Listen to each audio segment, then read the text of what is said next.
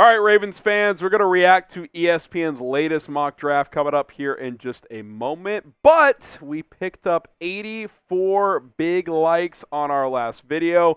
Can we get to 100 today? I'm challenging the flock. Tyler Jones would be disappointed if you did not get to 100 likes. So like the video.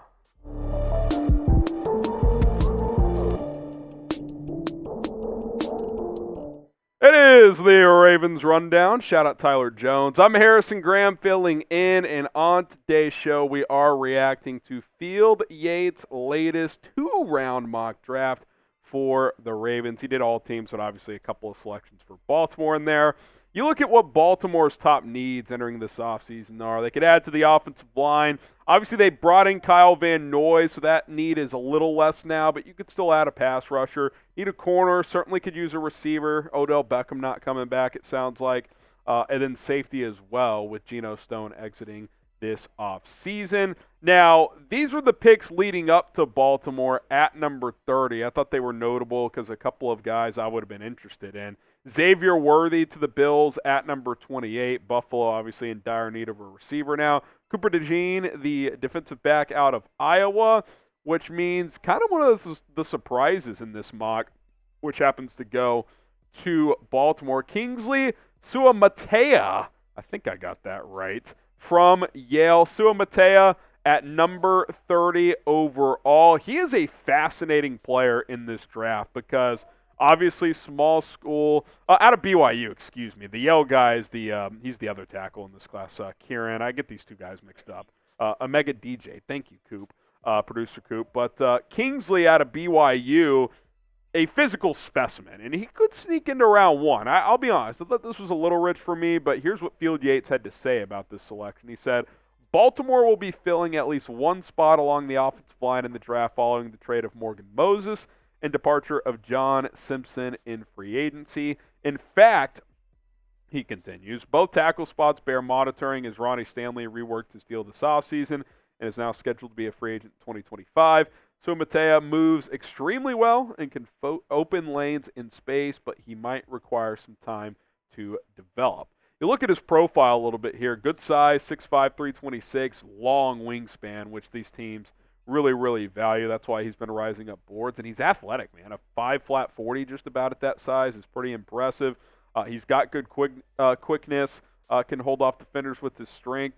Sometimes there's pad level issues. That's a con of his. His hand usage is a little inconsistent as well. And I think that kind of bears out with his PFF grades. Run blocking needs some work. I think that's where like the hand usage really needs to improve. Much better in pass blocking sets at BYU. Only gave up 2 sacks. So that kind of checks out there overall.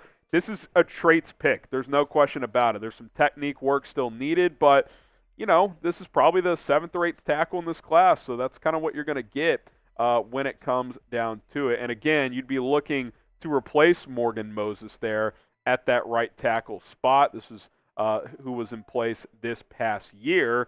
Baltimore, with him and Simpson and Zeitler no longer in the mix, they have 3 spots on the offensive line available. That was the group from last year, that starting 5. You got to fill some guys for this year. You know this team's going to want to run the football with Lamar Jackson and company, so you got to be able to beef up that offensive line. Look, I think Suamataia would be a good fit. I think 30 is a little early for me, but listen, I mean, you got to protect Lamar. So I can't really fault the pick. I don't love it, but I understand it is the best way I would describe it.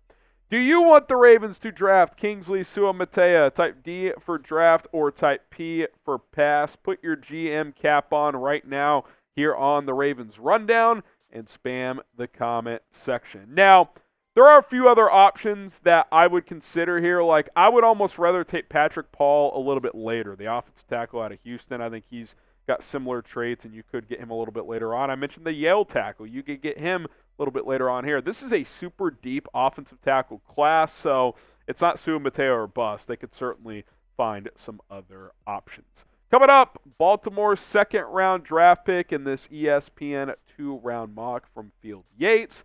But first, you want to go check out the Orioles? You want to go to your favorite concert? You want to find the best price available? You're going to be able to do that with Game Time. Their specialty is last-minute tickets for the lowest price guaranteed. What I like about the Game Time app is they give you those flash deals. They give you those zone deals, those sales. And I can attest, I have waited until the day of several sporting events and a few concerts to buy tickets, and boom, you see that price reduction. They're going to show you the best ones available. What's cool as well with Game Time, unlike other apps, is they give you snap-by-snap shots for every seat. So if you're like, hey, I'm not really familiar with that stadium or concert venue, the price is good, but I'm not sure if I'm going to be able to see well, they're going to show you exactly what your vantage point is, which I really, really like. And you're going to get your ticket in a timely manner. No more stress when you're purchasing your tickets. It's a pain-free process with Game Time. Download the app today. Search Game Time in your app store. It's that big white letter G with the black background. Use promo code ChatSports after you create your account and get $20 off. Trust me, you're not going to regret it. All right, the Ravens' second pick at 62 overall. A couple of guys that went before. Mason Smith, the defensive tackle out of LSU. Jalen Polk, the wide receiver out of Washington. That was a bummer. I would have loved Polk at 62 for Baltimore. But I do like Adisa Isaac, the edge out of Penn State. Chop Robinson on that team as well. They're going to have two edge rushers go in the top 2 rounds probably.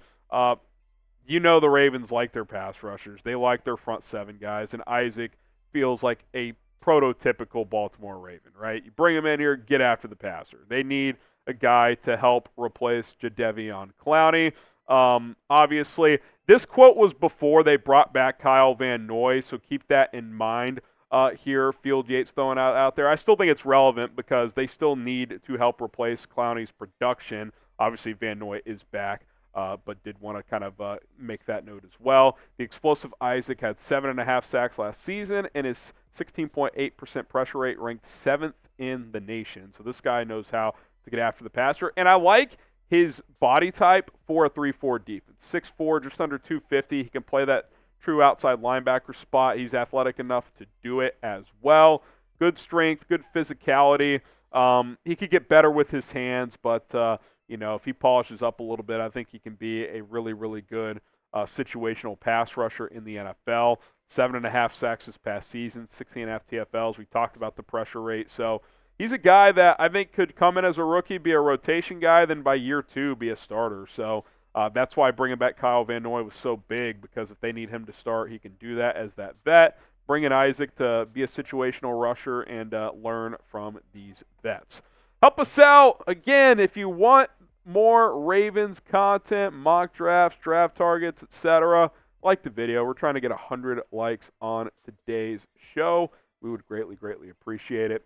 You look at that defensive line depth chart, obviously Isaac would be more of that 3-4 outside linebacker, but Justin Madubuike, kind of that only big-time pass rusher on that 3-man front. So you get Van Noy back at outside linebacker. You add a guy like Isaac as well. Certainly a couple of guys that can help supplement that pass rush and fill the void after a guy like Jadeveon Clowney exited and decided to sign with the Carolina Panthers. So we'll see what happens there as this mock draft from Field Yates rounds up here. I think Isaac, again, would be a solid second, third round type of player here with Baltimore late in the second round. That's probably more of a round 2 option. I think he'd go top 75. So we'll have to wait and see. So here you have it, recapping the mock. Kingsley Suamataia at 30 overall, Isaac at 62 overall. Grade this mock draft for the Ravens, A, B, C, D, or F. I'll give it a B-. I think you're getting 2 players that fill needs. I didn't love the value of Suamataia. I think he's more of a round 2 guy, but still get a tackle there. And then Isaac, I think that value is actually better. So B- for this one. Let me know what you guys think. And don't forget to subscribe to the channel. We will continue to pump out videos here on this show. Tyler Jones should be back soon. Hashtag Jones Out West. Go see what he's up to on social media as he will return very, very soon.